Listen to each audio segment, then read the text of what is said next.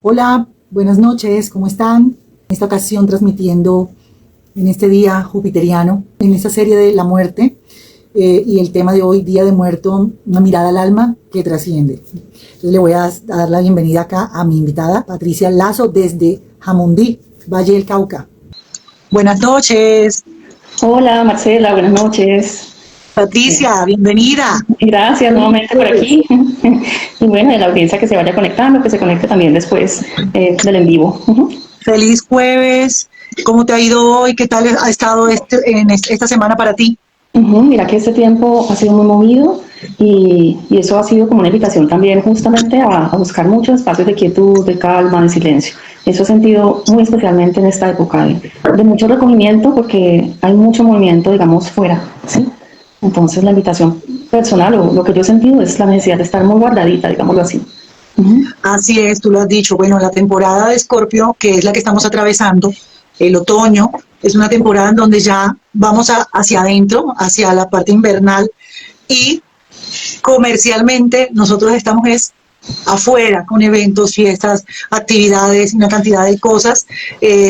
Pues también pensándolo por el otro lado puede ser que también estamos en esa energía dual en donde al otro hemisferio están en la primavera que también se alistan para el verano en diciembre. Pero bueno, nosotros en Colombia estamos como en un punto en la mitad. Yo no he logrado saber si estamos con la energía del otoño o de la primavera, pero sí estamos en ese eje donde se pueden estar viviendo las dos energías, las dos polaridades. Lo pienso así también, porque pues ahorita viene la Navidad y sí, la Navidad también es hacia afuera y se supone que es invierno. Sí. Pero bueno, de todos modos se siente mucha intensidad en estos días y hoy decidí hacer este live contigo que estábamos charlando para hablar de un tema que es el que tú manejas ahora mismo como es tu foco, ¿no? La temática, ese es tu proceso y antes de iniciar con tal el centro, quería que nos introducieras por qué tú elegiste este camino de trabajar en esta área de la vida de nosotros que es muy tabú, que es muy... creo que a la gente no le agrada tocar el tema de la muerte, tocar el tema del final de la vida, tocar el tema de este ciclo que termina, pero realmente sí es muy necesario y cuando nos toca nosotros encontramos personas como tú que están trabajando en esto. Y bueno, para iniciar, cuéntanos Patricia, ¿por qué elegiste este camino? Mira que con lo que decías ahorita, me pasaba esta semana que envié la invitación en los chats y uno de mis chats, el chat de mis padres y hermanos, mi padre muy lindo, él siempre está muy atento a estas actividades y me escribe, hija, intenta hacerlo muy sutil y me dice, ¿no será que la palabra muerte asusta a la gente?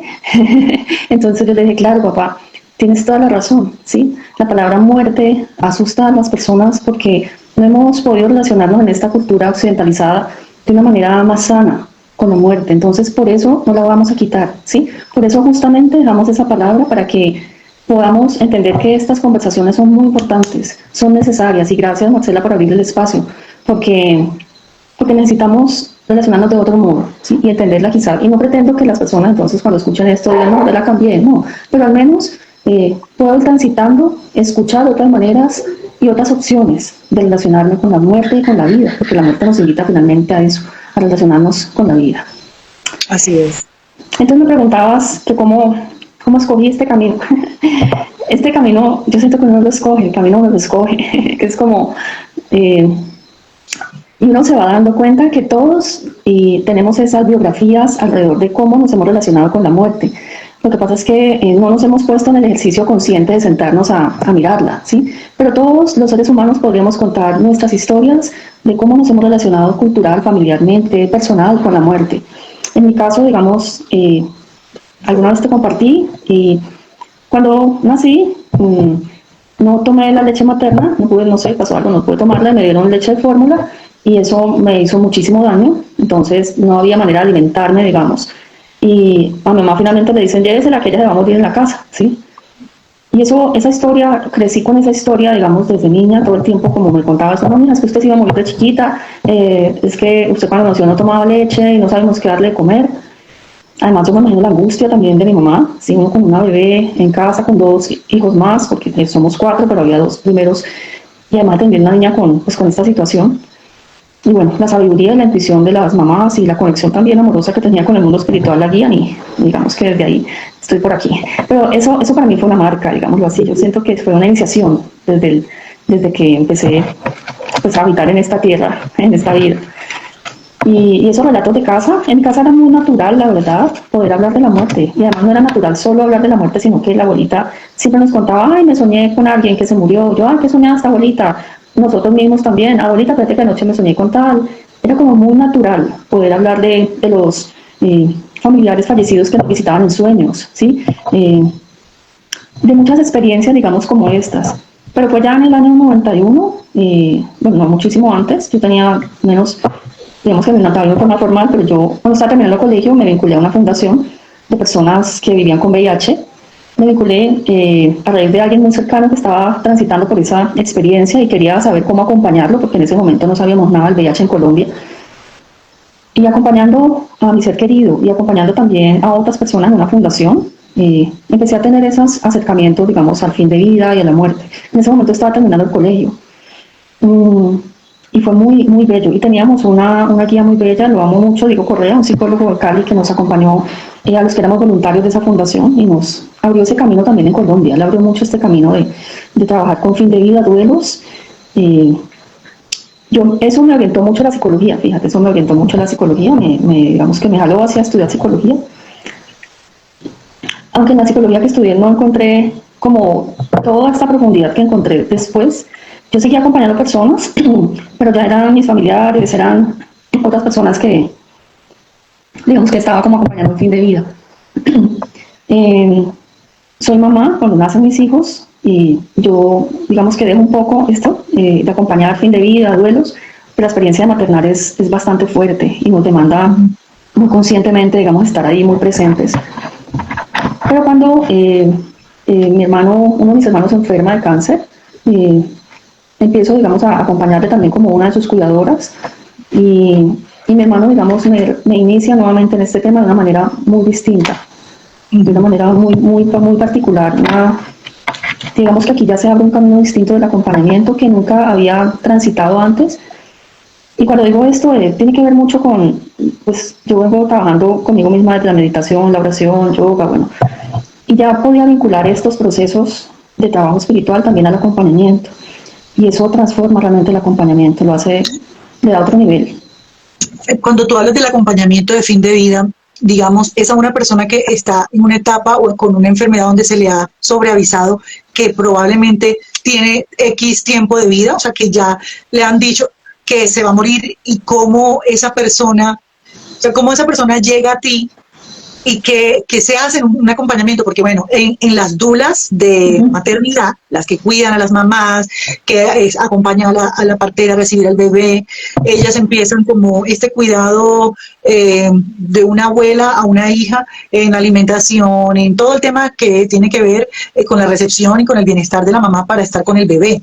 Entonces uno escucha dula y uno escucha dula, la palabra la asocias a eso, pero cuando lo dicen la palabra dula de fin de vida, ¿cómo es ese acompañamiento? Mira que literalmente, digamos, la palabra dula se asociaba con esclava, pero esclava significa estar al servicio de, ¿sí?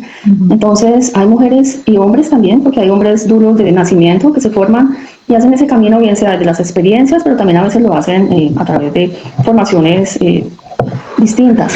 Pero también me di cuenta en esta compañía de mi hermano que había dulas de fin de vida, ¿sí?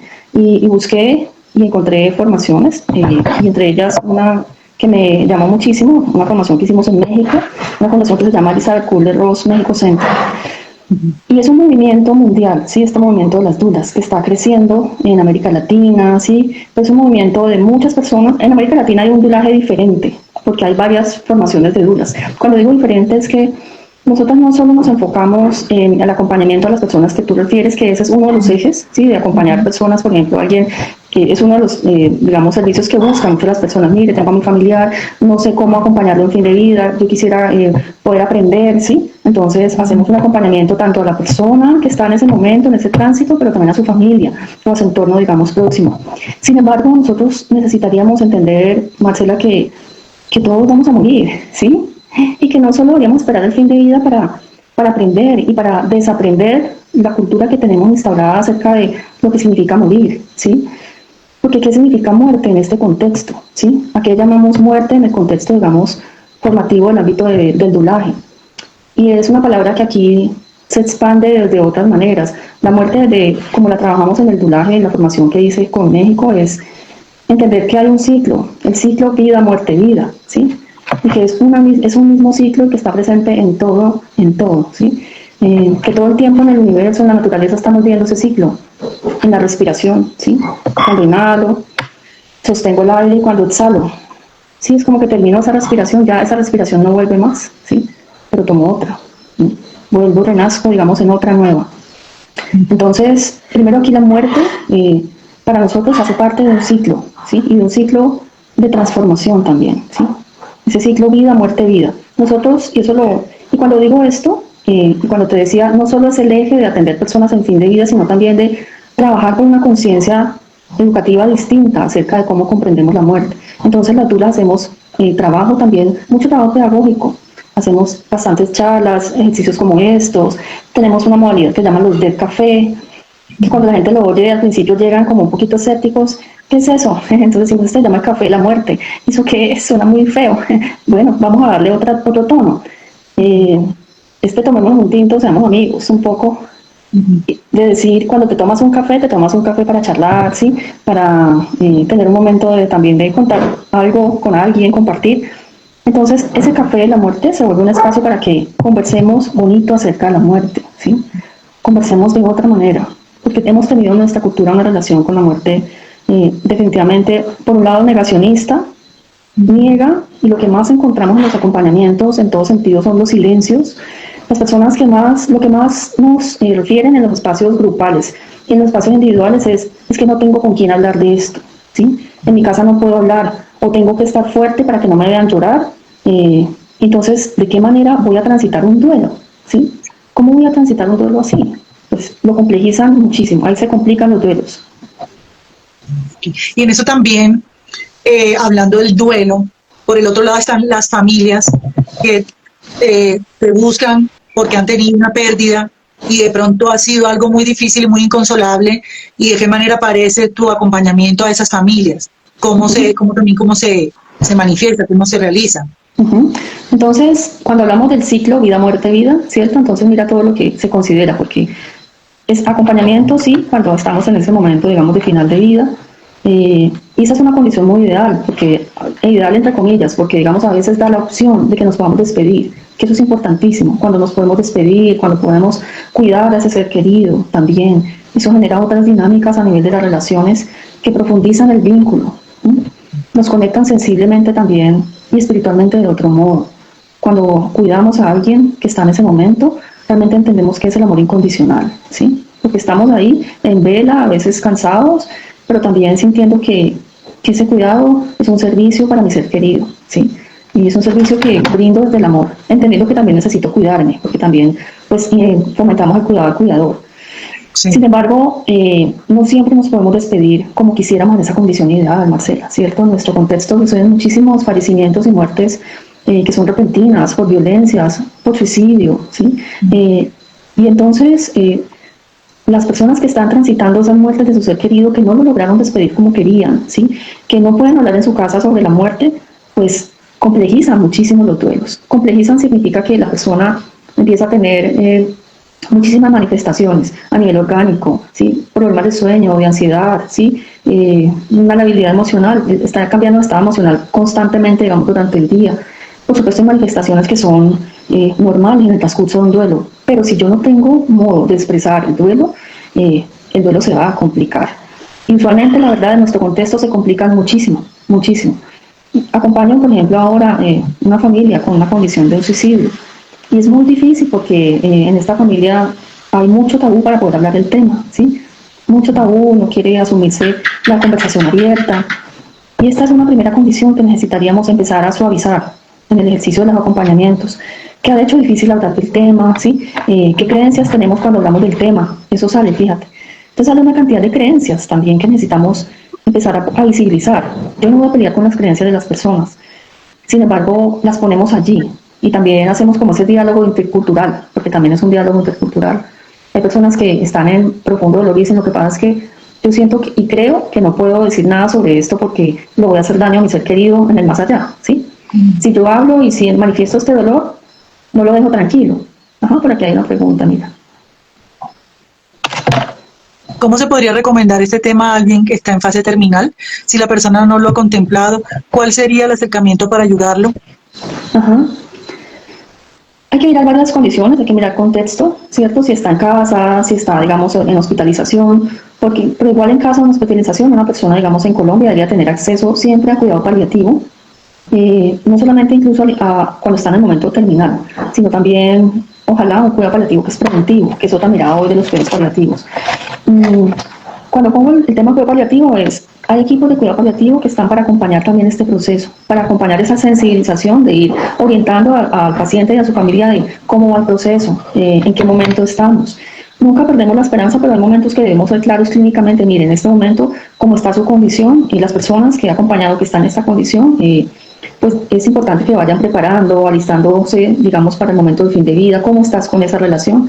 Hay personas que cuando hablamos y entablamos este diálogo de este modo, lo primero que manifiestan es el temor, ¿sí? Pueden tener mucho miedo y el miedo necesitamos también empezarlo a comunicar. Si no, yo no quiero hablar de eso, me da miedo, bueno, está bien, cuéntame a qué le temes, ¿sí? No, es que si uno habla de la muerte la llama, ¿sí? Es una creencia que hay en nuestra cultura muy instalada, ¿sabes? Es una creencia que la gente dice, es como si la muerte fuera una especie, una suerte de personaje que aparece porque yo la llamo, ¿sí? Cuando la muerte, digamos, hace parte del ciclo, ¿sí? Hace parte como de este ciclo. Entonces, empezamos a tener conversaciones con esta persona que estás, acerca primero de sus sentidos, si quiere hablarlo, porque hay gente que nos dice, no, yo no quiero hablar de estos temas.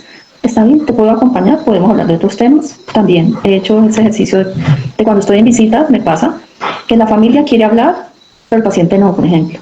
Y nosotros debemos respetar esto también. Si la persona dice, no, yo no quiero hablar de esos temas, a mí me asustan, está bien, pero hablamos con la familia, ¿sí? Entonces la familia sí está como acompañando a la persona de no está, le digo, mire, si la persona no quiere hablar, estamos con ella ahí igual, la estamos acompañando, también desde nuestro silencio, desde lo que ella nos pida, quiero leer o quiero que me leas, quiero que me hagas un masajito, y ahí también estamos generando una contención importante, ¿sí? Incluso desde mi pensar con ella, estoy manifestando que quiero que estés bien, ¿sí? Quiero que sea lo mejor para ti. A veces me ha pasado en las visitas que de pronto no habla con todos los hijos o los cuidadores, pero hay alguno con el que sí le ha manifestado algo acerca de la muerte, ¿sí? Por ejemplo, le dicen a uno de los hijos, mi mamá me dijo esta semana que se soñó, ¿sí? Que se ha estado soñando mucho con el esposo o con un familiar que ya falleció, ¿sí? Esa puede ser una puertica de entrada, por ejemplo, para poner el tema, ¿sí? Cuéntame, me contaron que había soñado mucho con el esposito, sí, esta semana lo he soñado, ¿sí? Cuéntame de ese vínculo. No entramos a veces tan directo con personas, digamos, que sabemos que pueden tener muchos temores para hablar del tema, pero sí hemos visto que si hay la opción y la posibilidad de empezar a instalar estas conversaciones con alguien que está en ese tránsito de fin de vida, es muy importante tenerlas, ¿sí? Es muy importante que las podamos tener. Es un momento, háganme cuenta, como si la vida nos diera ese regalito de darnos ese espacio de podernos preparar juntos, ¿sí? De necesitar despedirnos como nos necesitamos despedir, de escuchar, y de hacer los cierres que se necesiten. Insisto, no siempre van a ser en la condición más ideal, ¿sí? No siempre son ideales, pero eso no significa que no los pueda hacer, ¿sí? Las personas que no se despiden, así como en esta condición ideal, lo siguen haciendo también de otras maneras.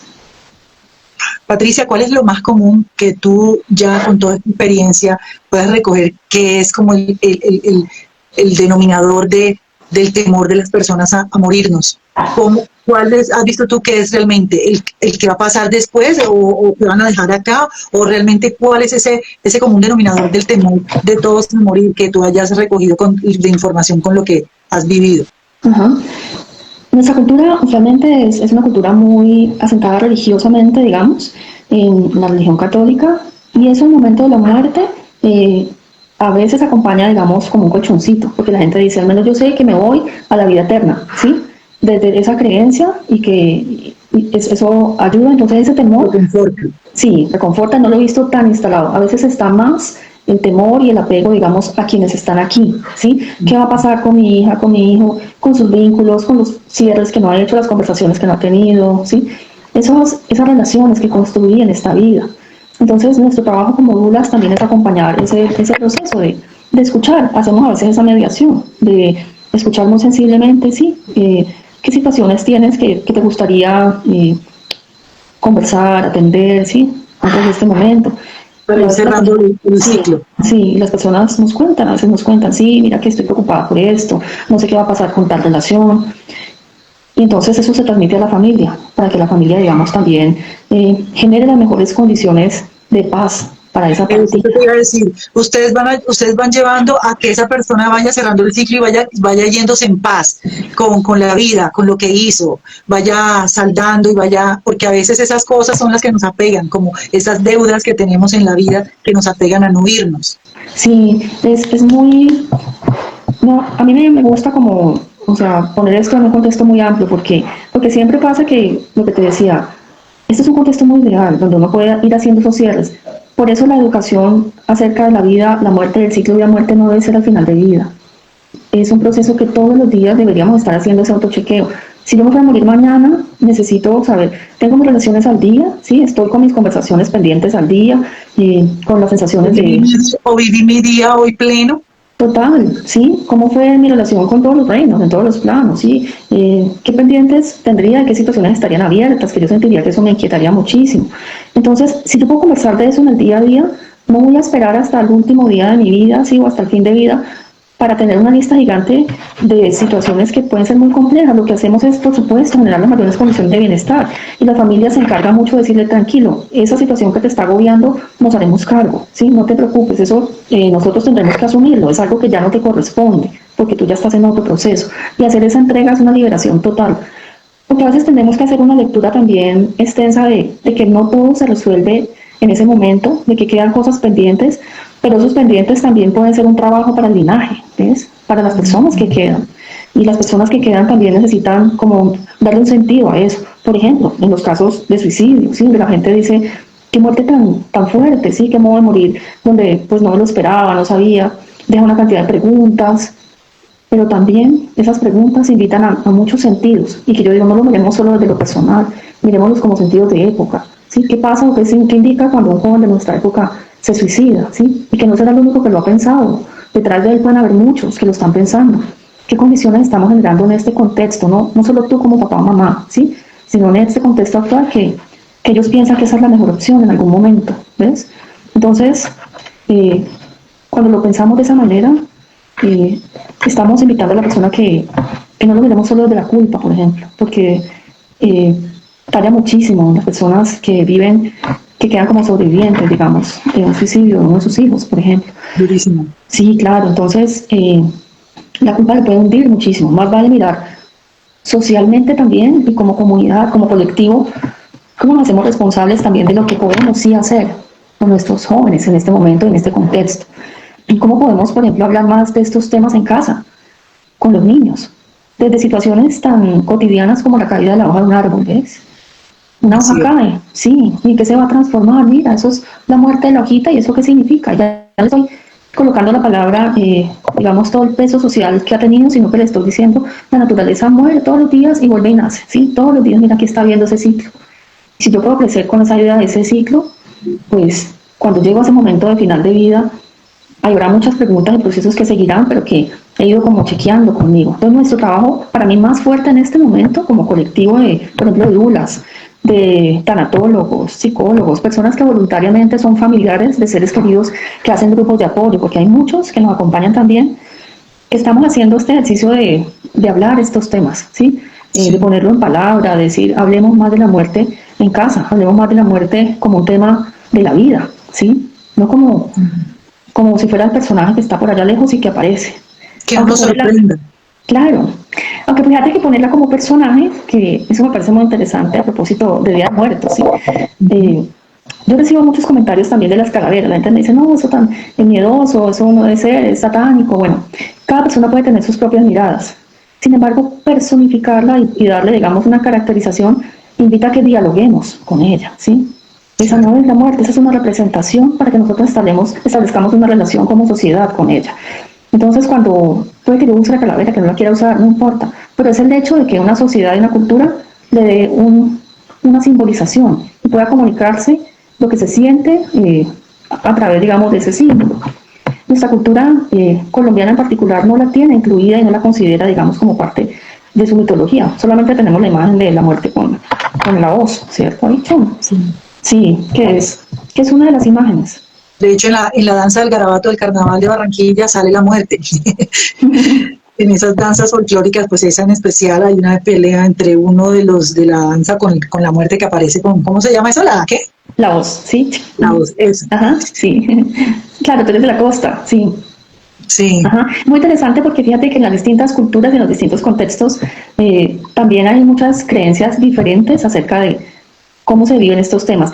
Con una amiga que se llama Mónica Castaño, una tanatóloga, Mónica Castaño, ahora les pongo el Instagram de ella, porque con ella trabajamos mucho los del café que hacemos en biblioteca, que son los espacios una vez al mes de compartir y de hablar acerca de la muerte. Nosotros decimos, abrimos eso, del café, espacios para hablar acerca de la muerte. No lo inventamos nosotras, es un movimiento mundial, ¿sí? Los del café.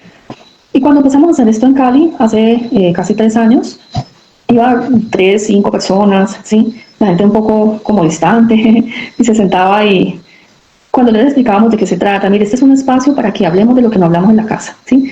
Para que podamos hablar tranquila, de manera amorosa, de la muerte.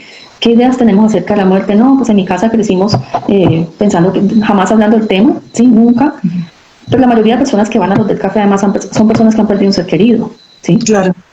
Sí, porque ya, por ejemplo, a mí no me había pasado y yo desde el 2020 entré en ese clan, ¿no? En ese grupo, con el fallecimiento de mi abuelo, y mi abuelo fue una persona muy cercana a mí porque fue como si hubiese sido mi papá, porque yo me crié con mis abuelos. Entonces perder a mi abuelo no era perder ese abuelo lejano al que visitabas cada tanto, sino era perder prácticamente a mi papá.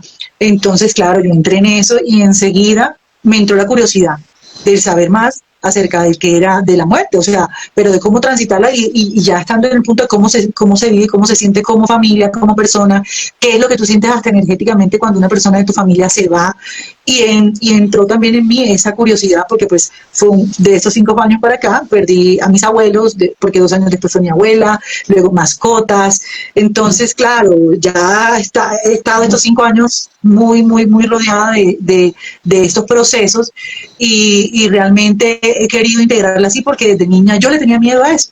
¿No? El miedo de que se mueran tus papás, lo que nos ocurre a todos cuando niños, a una edad, 7, 8 años, que mi hija me lo dice, yo no quiero que tú te me mueras, ese miedo de que se mueran tus papás, o sea, es un proceso que vivimos desde niños en todo el camino y a un momento en la vida en donde nos encontramos con ella.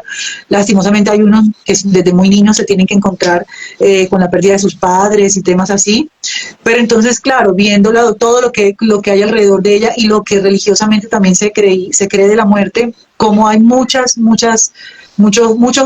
creencias en ese, pero ¿cómo vivo yo la mía? Y es ese camino. Yo te quería, bueno, yéndome dando otra vuelta, dejando de hablar de mí, porque aquí la invitada eres tú, yo ya yéndome como una pregunta mucho más profunda en cuanto a tu sentir cuando estás cerca de estas personas, Patricia, ¿es cierto que la persona que se va a ir lo sabe? O sea, porque, por ejemplo, hay muchas cosas de diagnósticos médicos que te dicen y luego tú sales un sobreviviente a ese diagnóstico y no te moriste, ¿sí? Y puede haber sido solamente eso. Pero cuando estás de pronto a una edad ya anciano o algo te va a pasar, que te vas a ir, tú lo sientes, tú lo sabes, tienes sueños, tienes algo que te lo vaya revelando. O sea, ¿qué información has recibido tú de pronto de las personas que te hayan dicho y que la veas también muy frecuente que suceda? Por eso el trabajo, digamos, con la vida misma y con la muerte implica un trabajo de mucha conciencia, ¿cierto? Porque entre más consciente estoy, puedo estar muy receptivo a todas las señales que pueden llegar e indicarme que efectivamente estoy llegando a ese momento. Y también hay algo que llamamos la conciencia de la muerte, ¿sí? Y sí, muchas de las personas que he acompañado tienen ese momento como esa lucidez, ¿sí? De lucidez y esa claridad de sentir, uy, ya casi, ¿sí? O ya, y le dicen a uno así como en secretito, le dicen, uy, yo siento que ya casi, Patricia, yo siento que ya estamos cerquita. ¿Qué te hace sentir eso? Les pregunto. Y los denominadores comunes que uno ve que son señales del misterio, que son señales muy bellas también cuando estamos tan atentos y receptivos como a poderlas simplemente integrar, no tanto interpretar, no, sino dejar que lleguen. Entonces la persona refiere en los sueños mucho con sus familiares que ya han fallecido muchísimo. Uy, es que he estado soñándome bastante con este. Y no es un relato que oigas de una persona, o sea, lo oyes de las personas en general que acompañas y además lo lees en la literatura, en toda esta literatura que hay de tanatología, de fin de vida, de buen morir, es recurrente, ¿sí? Que está en los sueños. A mí eso me parece como tan increíble, uno pensar que lo están esperando, ¿sí? Y que lo están preparando para que no vaya solo, ¿sí? O sea, tú vas a ser recibido además por tus seres queridos. Crean esto, no crean esto, pero es un recurrente. Ese, por ejemplo, es la señal de los sueños. Las personas también a veces empiezan a sentir, pues además de lo que sean los síntomas físicos, es como cierta certeza, digamos, de que ya está, ya que es inminente, ¿sí? La llegada de la muerte. ¿Y no se les quita el apetito? Claro, muchos síntomas físicos. Mira que me gusta mucho el trabajo que tiene el libro tibetano La vida y la muerte, porque presenta una manera, no la única, pero una manera en que el cuerpo se va, digamos, apagando por sistemas. Entonces, eso cuando uno acompaña a un ser querido también le puede dar algunas señales. No todos mueren así, pero le da unas señales, sobre todo cuando hay enfermedades, digamos, que han sido de mucho tiempo, estas crónicas. Entonces, en este libro dice, se apaga primero el elemento tierra, o sea, la movilidad. ¿Cierto? Pues ya no me puedo parar solo, si ya no me sostengo, de hecho voy perdiendo la movilidad de abajo hacia arriba. Empiezo primero las piernas y luego, digamos que uno ya después no ves que no sostengo cuello, los ve que ya les tienen que poner aquí como las almohaditas o sostenerle. Es como el primer elemento que se retira, digamos. Entonces el cuerpo sabiamente se va retirando de a poco. No siempre, insisto, pero esta es una manera en que sucede. La he visto en algunos procesos. Luego viene el elemento del agua. Ya no contengo, digamos, orina, ¿sí? Entonces necesito el uso de pañales. La saliva incluso también se va, ¿sí? Necesito entonces, porque ya el elemento de los fluidos no lo controlo, ¿sí? No tengo dominio sobre el elemento del agua en mi cuerpo. Esa es una mirada tibetana, insisto, del libro tibetano de La vida y la muerte. Luego un momento que para nosotros es fuerte físicamente verlo, sin embargo tiene mucha sabiduría lo que está pasando allí con el organismo. Y es el elemento fuego. Uno empieza a ver que la persona es como si se secara, literalmente, ¿sí? Empieza como a chuparse, ¿sí? Y está consumiéndose los líquidos del cuerpo. O sea, el cuerpo necesita también secar sus líquidos para no ahogarse con ellos, ¿no? De hecho, sobre esto hay mucha polémica en el tema de cuidados paliativos. Hay paliativistas que dicen que los líquidos intravenosos son para la familia, no para el paciente. O sea, para que la familia esté más tranquila y sienta que le están haciendo algo. Pero realmente en ese momento, cuando está sucediendo esto, no digo en todos los casos, habrá que mirar la condición clínica, pero el cuerpo cuando está secando es porque ya va a apagar ese sistema, ¿sí? Ya no va a necesitar esos líquidos. Igual, hay familias que dicen, no, póngale los líquidos, ¿sí? Si usted se siente más tranquilo con eso, pues póngalos. Pero a veces ni siquiera vamos a poder coger vena, porque ahí se está secando, y pasa mucho eso. Buscan la vena y ya no, los líquidos del cuerpo empiezan a secarse. La persona no está ya comiendo, está en esa condición, pide así que le hidraten mucho, entonces uno está muy atento también a qué necesita en cada momento. Esa es una fase donde sienten mucho calor adentro, y la gente le dice, no, literalmente siento como estoy quemando adentro. Le aplicamos mucho hielito, ¿sí? No tragan fácil, pero sienten como un alivio con el agua muy fría, un poquito, una gotica, ¿sí? Les ayuda. Y el último elemento que se va es el aire, que es la respiración, ¿sí? Ese es el último elemento que uno ve que a veces al final les damos ese apoyo con oxígeno y está el oxígeno hasta el final. Eso es parte de lo que hace el cuidado paliativo. Pero si yo como familiar tengo esta información, también voy viendo esos tránsitos, ¿ves? Voy viendo, mi familiar ya no se sostiene, ¿sí? A veces pasa, insisto, que no es lineal, que lo vi que ayer no caminaba, pero al otro día ya se paró otra vez. Puede pasar, esto también pues, tiene unos ciclos muy particulares en cada persona. Pero esa retirada por elementos también nos da señales a nosotros de cómo acompañar. Yo comparto a veces esta información también con los pacientes, les cuento, les pregunto qué tanto quieres saber, ¿sí? ¿Qué tanto te gustaría saber del proceso? Entonces, sí, cuénteme cómo es, cómo me va a morir, qué va a pasar, qué me va a pasar. Sí, y eso es autonomía. Y ese es el derecho también a tomar decisiones cuando estoy consciente. Que ojalá las tomara el paciente en la mayor medida de lo posible. O al menos tenga su consentimiento y sus documentos, digamos, donde dejó claro, ¿sí? Qué es lo que quería hasta en el momento del final de vida. Pero a veces no pasa nada de eso, y la familia es la que tiene que tomar las decisiones y se instalan muchas dinámicas también de debate familiar por esto, ¿sí? De hecho, diferencias familiares fuertes. Insisto, por eso estos temas hay que tratarlos antes, ¿sí? No hasta ese momento.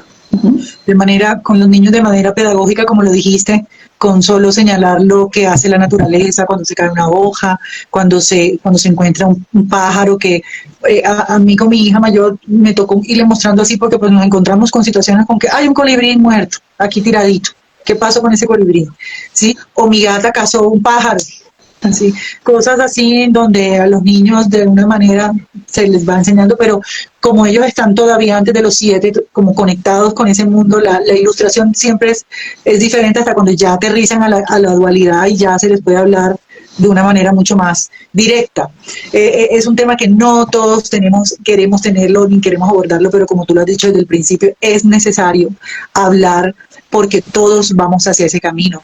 Ese es el futuro de todos y como es tan importante y hay tantas maneras como de trabajar en tantas situaciones que viven las personas, porque los casos de irse de este mundo, de morir, son como el que tiene una fase terminal larga, como el que le dicen tienes una enfermedad y al mes ya se va y coge a la familia, o sea, y al entorno de manera sorpresiva porque estoy bien, me dijeron este diagnóstico y al mes me fui.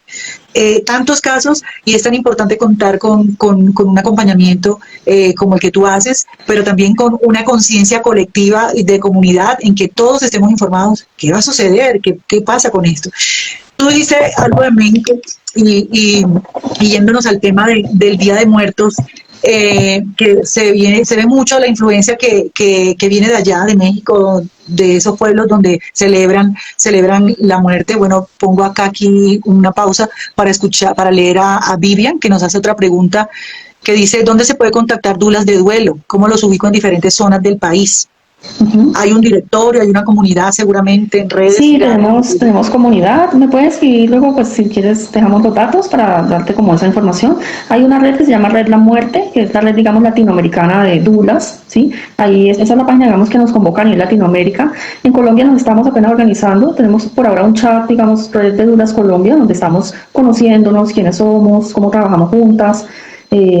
Entonces, por ahora te digo, Red La Muerte, sí, es la latinoamericana, y puedes internamente también, luego me escribes y te doy como información de dónde puedes acudir para las dudas, porque también hay dudas virtuales, de apoyo virtual, y eso también es importante.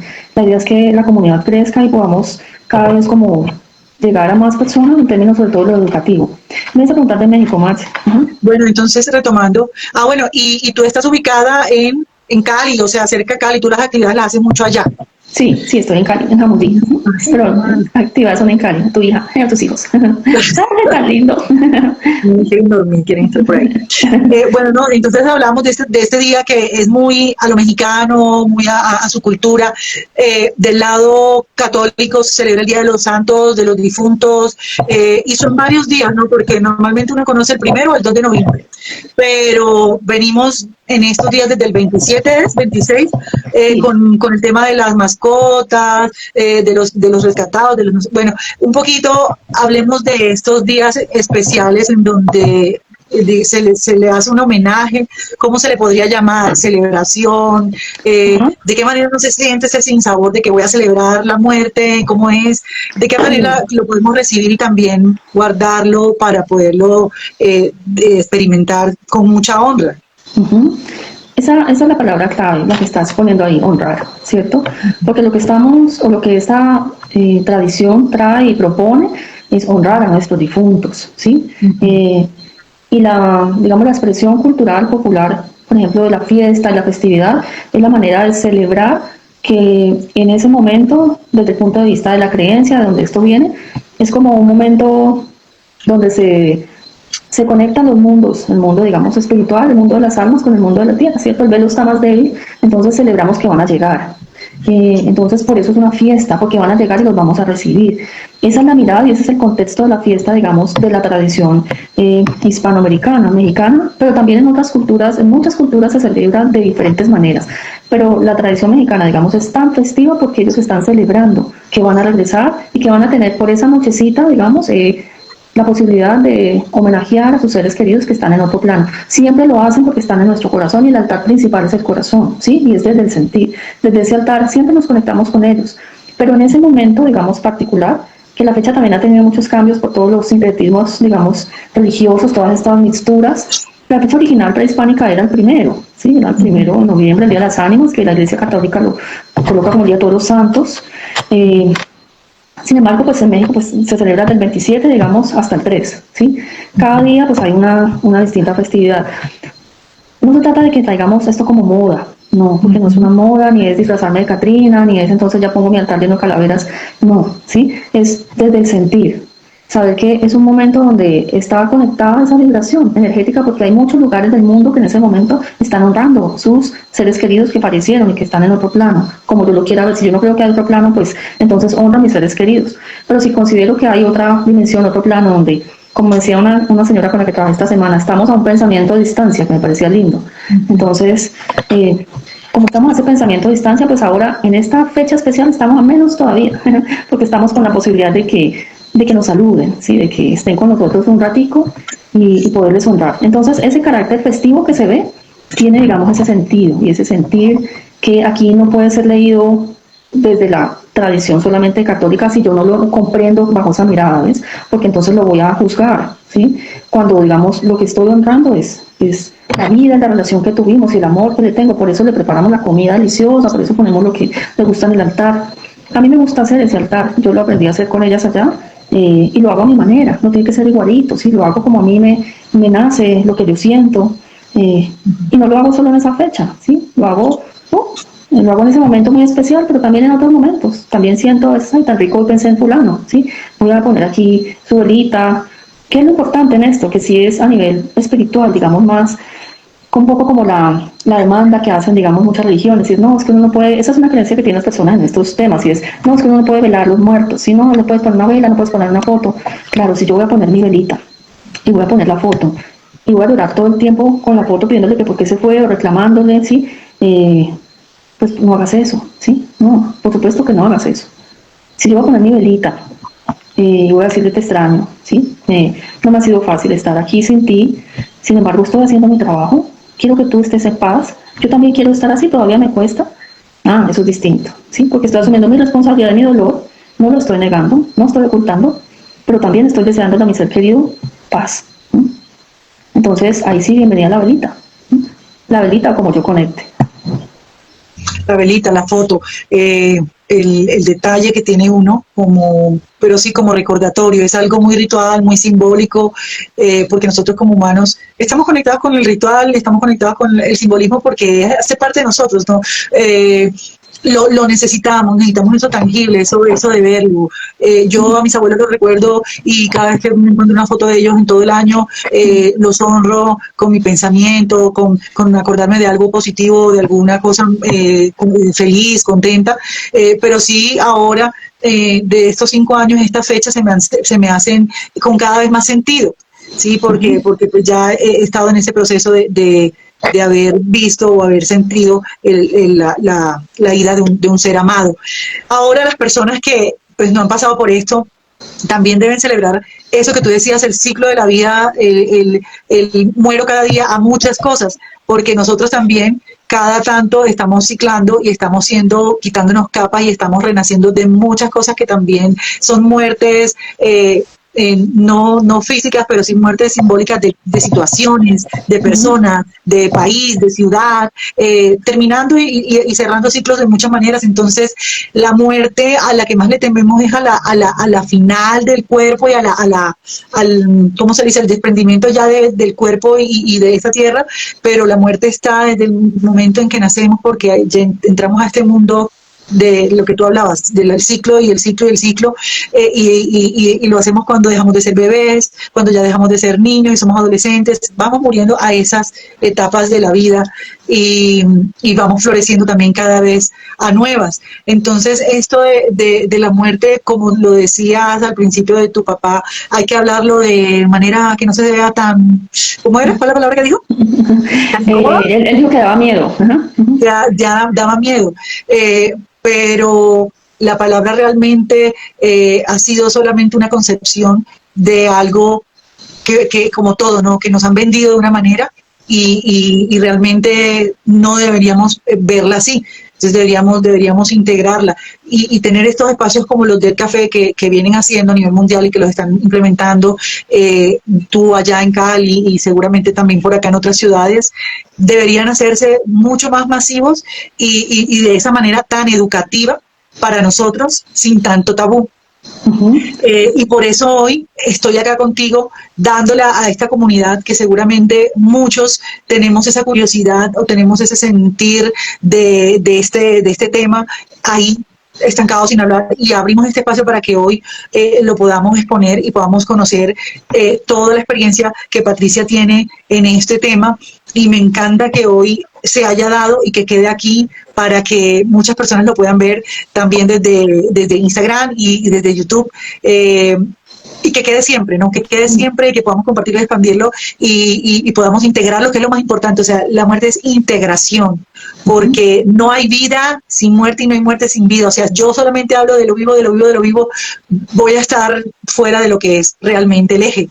Vida, muerte, una no puede sin la otra. De hecho, cuando en la naturaleza uno composta y uno viene y coge sus residuos orgánicos y prepara ese compostaje, y después del tiempo lo vas a ver que ha nacido ahí, nacieron nuevas plantitas, lombrices, y eso es luego cuando se lo pones a la tierra, eso que hace que se nutra la tierra y que puedan florecer y que haya vida. O sea, de ese compostaje, de esa putrefacción, de eso que se descompone de tus residuos orgánicos con lo que cocinas, luego de eso que huele feo y que no se ve tan bien, se ha transformado en una tierrita buena para las plantas que luego te van a dar comida. O sea, es que es una cosa tan impresionante que la naturaleza en todo momento nos está hablando, ¿cierto, Patricia? Mira tan bonito, porque con ese ejemplo, ¿sí? Puedes trabajarlo con los niños, ¿sí? Con el ejemplo del compost, hacerlo juntos en casa, lo que tú haces, pero otras personas también lo pueden hacer en sus casas así, y es una manera bella, desde lo vivo, desde la realidad. Con ellos, a ellos no les vamos a contar la teoría de, vamos a experimentarlo aquí, estamos viendo que la vida vuelve y crece, ¿sí? Vuelve otra vez el ciclo. ¿Y a nosotros nos pasa igual? Sí, a nosotros nos pasa igual. ¿Cómo nos pasa igual? Ese es el sentido y la dimensión de la trascendencia de lo humano, ¿sí? Donde no, este es un tema tan extenso, tiene tantas cosas bonitas, a pesar de lo dolorosa, porque es que, eso es intensidad, en esto hay dolor, y en esto hay cosas, hay un proceso fuerte, porque desprendernos de alguien que amamos no es algo como tan poético, porque se transita y se vive en el pellejo duro. O sea, uno llora, uno se tira a deprimirse de tanto tiempo, sí, muchos lo cogemos de diferentes maneras, está la que es más expresiva su dolor, está como el que llora hacia adentro, pero el dolor se siente. O sea, no estamos hablando de que esto lo vamos a ver así y ya, y que vamos a ser súper, no sé, asintomáticos al dolor. No, lo vamos a sentir, esto es fuerte. Por eso es Escorpio. Escorpio es intenso, o sea, es una energía intensa que se vive con todo el ser. Pero después de esa intensidad, vemos la luz, allá el amanecer después de esa oscuridad, y es cuando tú miras y dices que lo puedes ver de una manera más bella, pero no es fácil. No, es como tú dices, esa putrefacción que pasa allí, que es tan dolorosa, pero sí te puedo decir que cuando hemos acompañado procesos y las personas transitan su duelo, digamos así, con todo el dolor, pero están acompañadas, están sostenidas, y el duelo se necesita vivir comunitario, no podemos vivirlo solos, es demasiado fuerte vivir los duelos solos, no podemos llegar al momento de estar en la almohada y llorar solos y que nadie nos escuche, no podemos hacer eso más así como tortura, ¿sí? Necesitamos poder tener espacios de duelar juntos, de poder saber con quién contar, de tener comunidades y redes de apoyo que nos sostengan, porque lo que tú dices es muy duro y es difícil, pero también tienen esta belleza, y esta belleza de encontrar.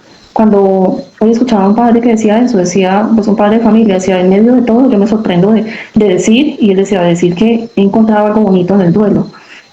Y él decía, he encontrado que me he vuelto más sensible, ¿sí? No era tan sensible antes en la vida, pero el duelo me ha sensibilizado, me ha mostrado mi vulnerabilidad humana, que antes no podía hacerlo, pero el duelo me quebró tanto que tuve realmente que mostrar quién soy, y soy también vulnerable. Y eso, reconocer la vulnerabilidad es un lado dulce de lo humano, ¿sí? Es el lado que realmente nos humaniza, no podemos desconectarnos de ella.